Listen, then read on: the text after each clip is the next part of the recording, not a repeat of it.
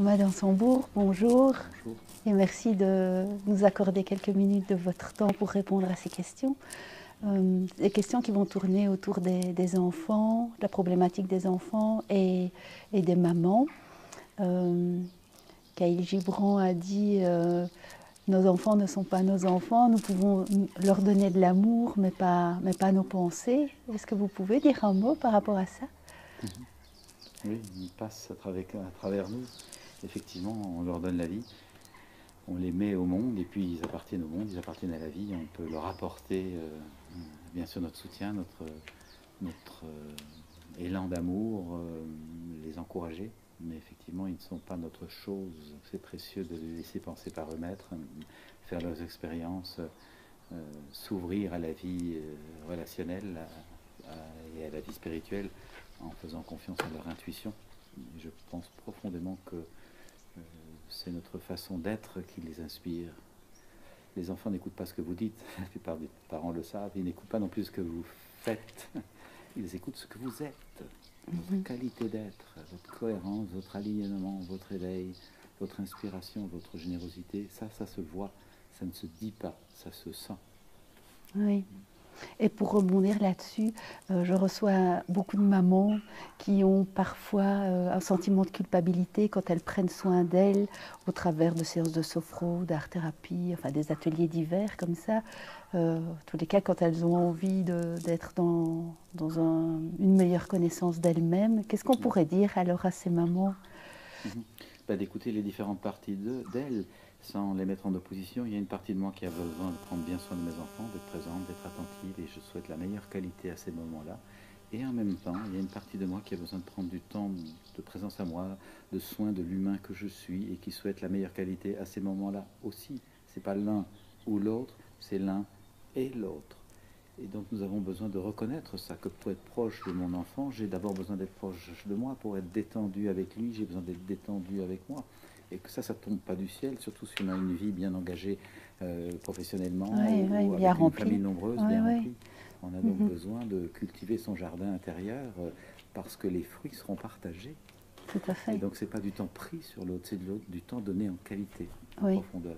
Et puis c'est aussi un exemple qu'on leur donne. Clairement, de nouveau dans cette idée Qui que c'est peuvent notre façon d'être qui les inspire. On peut leur montrer que on peut prendre du temps pour soi, que c'est juste de s'occuper de soi, c'est juste de se pacifier, de se centrer. Un citoyen pacifié se révèle un citoyen pacifiant. C'est parce qu'il a pris du temps de pacification que son attitude est pacifiante. Il n'est pas passif dans son coin, il est généreusement impliqué dans la bienveillance, dans l'écoute, dans la solidarité, dans la co-création. Oui. Et c'est effectivement parfois encore un peu mal vu de prendre du temps pour soi comme si c'était égoïste, alors qu'au fond, si c'est bien vécu, bien sûr, et que c'est vécu dans une intention d'ouverture, eh bien c'est ça qui féconde notre qualité d'être aux autres. Oui, et puis de là va jaillir plus d'harmonie dans les différents domaines de notre vie, quoi. Absolument. Oui. Et il n'y a pas forcément besoin de beaucoup de temps. Non, c'est ça qui est précieux, c'est pas forcément beaucoup de temps. C'est du temps de qualité, de profondeur, de ressourcement dans l'intime de notre être. Notre être intérieur est très profond, très riche. Il a juste besoin qu'on lui fasse de la place et il se ressource assez vite. Et puis, parmi ces mamans, il y en a qui ont un ou plusieurs enfants différents. Donc des enfants qui ont du mal à grandir. Certains, pour certains, il y a un diagnostic qui a été posé, pour d'autres pas. Voilà, elles sentent que ça dysfonctionne un peu dans différents domaines et en même temps, elles ont plein de jugements, évidemment, qui viennent de l'extérieur, parfois même de leur famille. Elles se sentent même rejetées, abandonnées par les plus proches. Quel message est-ce qu'on pourrait transmettre à ces mamans? Je parle des mamans, mais bien sûr, ça touche aussi les papas. C'est parce que la plus grosse partie de ma clientèle, ce sont des mamans. C'est pour ça que je m'adresse en particulier à elles. Oh, l'encouragement de base dans l'existence, c'est d'accepter ce qui est plutôt que de se battre. Accepter ce qui est, c'est mettre son énergie à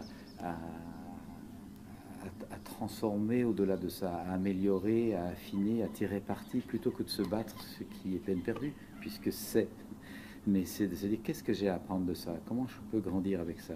Accepter que on n'est pas sur Terre pour que tout soit parfait, à sa place, bien rangé. Ça, ce serait une intention de gardien de musée. C'est très ennuyeux. On est sur Terre pour être vivant, avec le vivant qui est dans tous ces états, qui parfois n'est pas comme on l'aurait voulu, et même peut-être pas du tout, et qui cependant peut nous apporter beaucoup, beaucoup de choses. J'ai écrit un petit bouquin sur le bonheur qui s'appelle Être heureux. Ça n'est pas nécessairement confortable. Passer à des paliers de bonheur successifs, ça demande de lâcher, de transformer, de quitter, de faire toutes sortes de deuils pour arriver à des paliers de bonheur qui se réveillent de plus en plus généreux. Et c'est donc précieux de garder cette conscience-ci. Je mets ça dans mon livre. Si je ne suis pas heureux de ce qui m'arrive, ça ne veut pas dire que ce qui m'arrive n'est pas heureux. Dans la continuité, pas dans l'immédiat, mais dans la continuité, tiens, cette chose que je juge malheureuse, elle m'apporte peut-être une occasion d'éveil, de transformation, d'affinement de la conscience de mon être, qui va permettre de me désencombrer du personnage dans lequel beaucoup d'entre nous sommes pris et qui est étouffant. Oui, tout à fait. Ah, oui. Et justement, votre livre, donc, Être heureux, ce n'est pas forcément confortable. Vous savez nous en dire un petit mot? C'est né de... Mon premier livre s'appelait donc Cessez d'être gentil, Oui. soyez vrai. Et je voyais très vite, en pratiquant ça moi-même, qu'être vrai avec soi et cesser de se conter des histoires et de s'inventer du cinéma, ben, c'est pas confortable. Regarder la vie vraiment comme elle est, se regarder comme on est, c'est pas confortable. Mais comment être heureux si on se ment à soi-même? Donc, premier niveau, être vrai avec l'autre, le conjoint, les enfants, les proches, les amis, dire sincèrement ce qu'on ressent sans porter un masque pour que tout s'arrange, soi-disant. C'est pas forcément confortable, mais comment voulez-vous être heureux dans une relation avec un conjoint, avec des enfants, avec des amis, si vous jouez un jeu que vous êtes au fond hypocrite ou que vous dissimulez la réalité? C'est du faux, c'est du toc, c'est pas du vrai. Et enfin, être vrai avec la vie, avec l'univers, avec la grâce, avec le souffle, on l'appellera comme on veut, ben, c'est pas toujours tout confort. Et donc je réalisais bien que si nous voulons passer à des paliers de bonheur plus profonds, nous avons besoin d'intégrer l'inconfort comme une condition, comme un ingrédient. Bien sûr, nous tendons vers un palier de confort plus important, confort au sens de bonheur ou même de paix intérieure. Oui, voilà, c'est ça. Nous tendons vers cet état de paix, mais comme il s'agira de quitter des choses, d'apprendre à dire non, ça c'est un exemple bien concret. Comment voulez-vous être heureux si vous dites oui à tout le temps? Vous allez être hyper encombré et vous allez passer en burn-out. On a besoin d'apprendre à dire non pour se respecter, indiquer ses limites, les faire respecter par les autres. C'est pas toujours facile. Non. De nouveau, comment voulez-vous être heureux si vous ne faites pas les deuils, que vous accrochez à tout en voulant tout garder avec? Ça ne va pas. La vie est un cours. Pour que la rivière arrive à la mer, elle a besoin de faire le deuil de toutes les berges auprès desquelles elle se serait bien arrêtée. Parce que le paysage est joli et qu'on y est bien dans un méandre tendre. Et voilà, on a besoin de lâcher les choses, de faire des deuils, petits ou grands. Mais sans faire les deuils, on ne sera pas heureux. Donc apprendre à faire les deux, c'est pas confortable, mais c'est nécessaire. Et ainsi de suite. Oui. Bien vivre ses colères. Dire ses colères à temps, dans la bonne mesure, à la bonne personne, plutôt que d'accumuler, et puis d'exploser à quelqu'un qui n'en peut rien. C'est pas facile d'apprendre à faire ses colères. Cependant, comment être heureux si vous vivez mal la colère? On a besoin d'utiliser la puissance de la colère. Cette énergie de la colère. C'est une énergie extrêmement transformante. Oui. Les peuples se sont libérés de l'esclavage grâce à la colère. Et donc, moi, j'ai pu changer ma vie de juriste qui s'ennuie grâce à la colère. À un moment, c'est la colère qui m'a permis de dire, mais tu as besoin de changement, reconnais-le, arrête de te mentir. Je dois à ma sainte colère d'avoir mis en route un processus de transformation. Ce n'est pas la colère qui est négative. C'est ce qui pourrait arriver avec la colère si on ne sait pas bien l'utiliser. Oui, ou comme vous disiez, alors que ça se retourne contre soi. Oui, et qu'alors on est dans la déconstruction plutôt que dans la construction, quoi. C'est tout à fait ça. Oui. Et vous voyez que là, cette proposition que être heureux, c'est pas nécessairement confortable, ça va fort à l'encontre de notre société qui nous invite au confort qu'on peut acheter à tout prix, soi-disant. C'est complètement une illusion. Ne soyez pas mal, si vous êtes un peu dépressif, prenez un petit médicament, si vous êtes un peu... partez en vacances, achetez ceci. Si vous vous sentez un peu solitaire, allez sur Facebook, vous aurez des amis, enfin, c'est complètement illusoire, évidemment. On a besoin d'accepter les inconforts comme étant des ingrédients de notre transformation, de notre éveil. Nous sommes des processus vivants. Oui.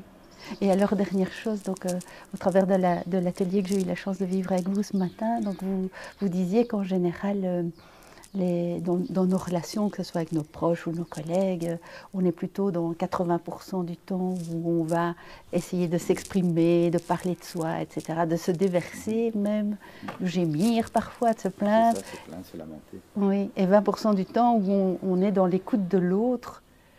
Et vous disiez que l'idéal serait de pouvoir inverser ces proportions. Oui, inverser la proposition. Je pense que les personnes qui nous écouteront et qui ont une relation de couple ou de parents, ou les deux, vraie, profonde, féconde et fluide, c'est que je crois ce qu'on cherche à vivre, auront réalisé qu'être dans cette qualité de relation avec l'autre, c'est consacrer 80% de temps à bien écouter l'autre, pour bien le comprendre et bien être avec lui là où il est, même si on n'est pas d'accord, mais être avec l'autre pour seulement 20% d'expression de soi.